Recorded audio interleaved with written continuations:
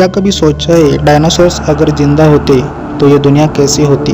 Dinosaurs किसी film में भयानक तो किसी फिल्म में मासूम दिखाए जाते हैं। किसी फिल्म में उड़ते हैं तो कभी कभी कूदते भी है, मगर ये तो फैंटेसी की दुनिया है। रियल लाइफ में इंसानों ने डायनासोर्स को कभी देखा ही नहीं। आखिर कैसे दिखते होंगे डायनासोर्स, क्या खाते पीते होंगे, कैसी थी उनकी ज़िंदगी।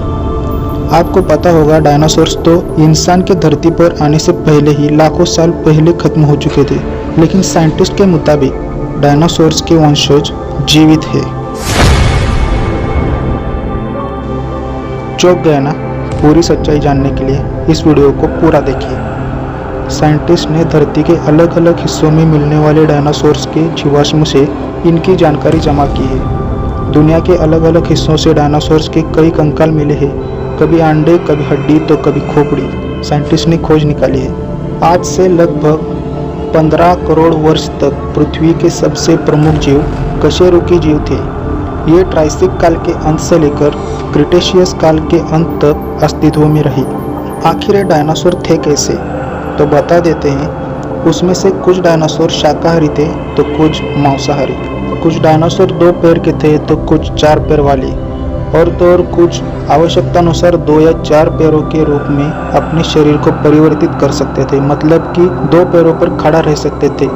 है ना मजे की बात? अब जरा ये सुनिए। डायनासोर को आमतौर पर बड़े आकार के लिए जाना जाता है, लेकिन कुछ प्रजातियों का आकार इंसान के बराबर तो कुछ इंसान से भी छोटे थे। 20वीं सदी के मध्य तक साइंटिस्ट समुदाय डायनासोर को एक आलसी, नासमझ और शीत रक्त वाला प्राणी मानते थे, लेकिन 1970 के दशक के हुए खोज के बाद उनको समझ आया कि उनका अंदाजा थोड़ा गलत है।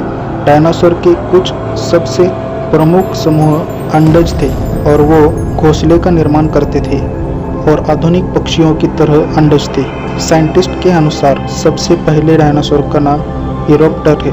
19वीं शताब्दी में पहला डायनासोर जीवाश्म मिला था और तब से डायनासोर के टंगे, कंकाल, हड्डियां दुनिया भर के संग्रहालयों में प्रमुख आकर्षण बन गए हैं। डायनासोर्स दुनिया भर की संस्कृति के हिस्सा बने हुए हैं और इनकी लोकप्रियता में दिन प्रतिदिन बढ़ती हो जा रही है। दुनिया की कुछ सबसे ज़्यादा बिकने वाली किताबें डायनासोर्स पर आधारित है, और तो और जुरासिक पार्क जैसी सुपरहिट फिल्मों ने इन्हें विश्व में लोकप्रिय बनाने में महत्वपूर्ण काम किया है।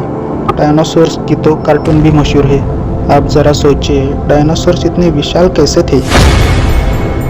अब तक तो सब ये जानते थे कि एक विशाल उल्कापिंड के पृथ्वी पर गिरने से डायनासोर्स का अस्तित्व खत्म हो गया, लेकिन वैज्ञानिकों का मानना है कि हो सकता है ऐसा ही कोई उल्कापिंड उससे भी पहले टकराया हो, जिसमें डायनासोर्स का कद इतना बड़ा हो गया। साइंटिस्ट के एक दल ने अमेरिका के 70 जगहों पर खोजबीन की और डायनासोर्स के जीवाश्म की जांच की। उनका कहना है कि इनकी संख्या जुरासिक काल के दौरान बढ़ रही थी और शायद इसी समय भूगर्भवेत्ताओं के अनुसार पृथ्वी पर बड़े पैमाने पर जीव लुप्त हो गए। 20 करोड़ साल पहले यह घटना घटित होगी और इसका फायदा डायनासोर्स ने उठाया होगा। इस शोध में एक महत्वपूर्ण चीज हाथ लगी है। उस समय के चट्टानों में धंसा इरिडियम का एक टुकड़ा, जो इस पृथ्वी पर दुर्लभ है, धूमकेतु या क्षुद्र ग्रहों पर ही मिलता है, और पृथ्वी पर उसका पाया जाना दर्शाता है कि शायद कोई उल्कापिंड नीचे गिरा था। इससे ये पता चलता है कि बड़े पैमाने पर बड़े डायनासोर 20 करोड़ साल पहले ट्रियासिक काल के समाप्त होने के तुरंत बाद उभरे। क्या भारत में डायनासोर्स के जीवाश्म मिले हैं? हाँ, वैज्ञानिकों ने भारत में एक नए डायनासोर की प्रजाति की खोज की है, जो नर्मदा घाटी में लगभग 7 करोड़ वर्ष पहले था। ईस्वी सन 2003 में नेशनल ज्योग्राफिकल जर्नल की टीम ने इस इलाके में खोज अभियान चलाया और उन्हें कुछ जीवाश्म हाथ लगे। इसमें अमेरिका के मिशिगन विश्वविद्यालय और पंजाब विश्वविद्यालय साइंटिस्ट थे। इसी टीम के साइंटिस्ट ने बताया कि भारत में पहली बार डायनासोर की खोपड़ी पाई गई है। ये प्रजाति सब बाकी डायनासोर से अलग थी। इसको राजासोरस नर्मेंडेसिस नाम दिया गया। पॉल सेरोनी का कहना था कि इसकी खोपड़ी कुछ अलग है और इसका नाम राजासोरस नर्मेंडेसिस इसलिए रखा गया क्योंकि ये नर्मदा घाटी में पाया गया है। दुनिया का सबसे खतरनाक डायनासोर स्पिनोसॉरस है। ये डायनासोर चल सकता है, पानी में तैर सकता है और दौड़ भी सकता है। ये क्रोकोडाइल से मिलता जुलता था, ऐसा साइंटिस्ट का मानना है। आप ये जानकर हैरान रह जाएंगे कि डायनासोर के बारे में सबसे सटीक जानकारी उनके मल के जीवाश्मों से जमा की गई है।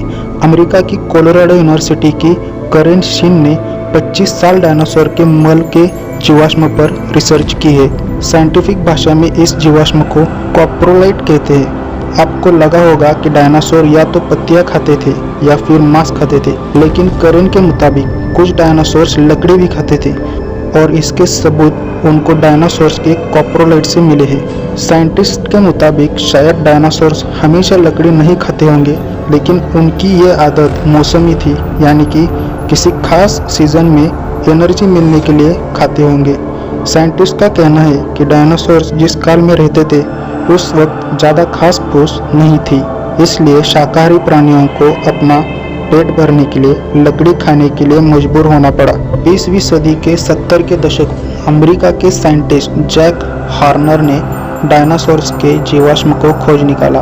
अमेरिका के मोंटाना राज्य में डायनासोर्स के अंडे, भ्रूण, बच्चों के कंकाल मिले, इसलिए इस जगह को साइंटिस्ट ने एग माउंटेन नाम दिया। ये खोज किसी खजाने से कम नहीं थी।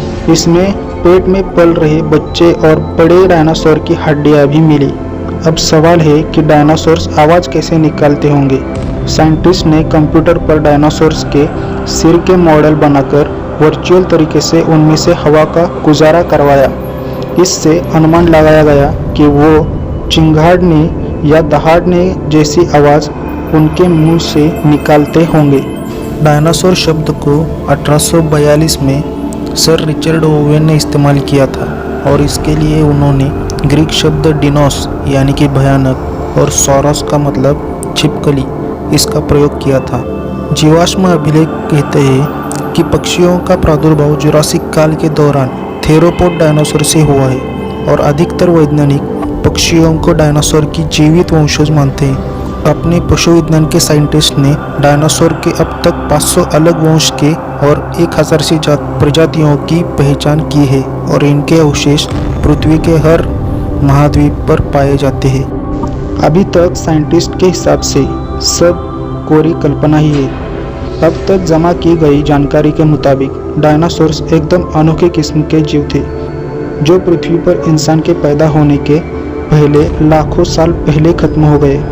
हालांकि अपनी विनाश के साथ ही वो बहुत से राज भी अपने साथ ले गए, लेकिन फिर भी वक्त के साथ उनके बारे में हमारी समझ और बढ़ेगी।